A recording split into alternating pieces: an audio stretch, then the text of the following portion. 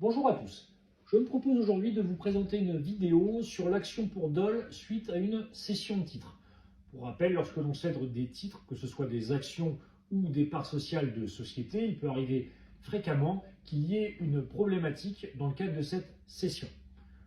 La problématique peut s'avérer notamment d'ordre comptable et c'est dans cette perspective qu'il sera possible d'envisager une action judiciaire contre le cédant, puisque ce dernier aura par exemple mal comptabilisé le montant des stocks, ou n'aura pas inscrit une provision pour dépréciation de stock, ou n'aura pas fait part d'un élément douteux comme par exemple une action prud'homale qui serait d'origine antérieure à la cession mais qui surviendrait postérieurement à la cession.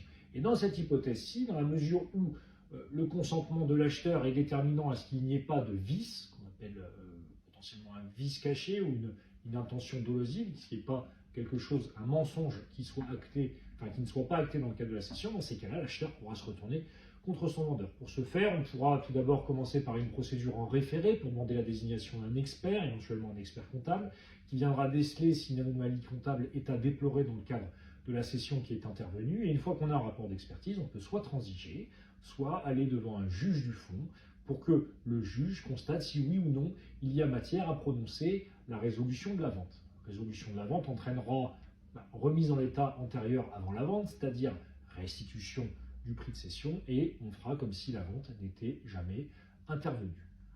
Voilà pour aujourd'hui, j'espère que cette vidéo vous aura plu, je vous souhaite un excellent après-midi.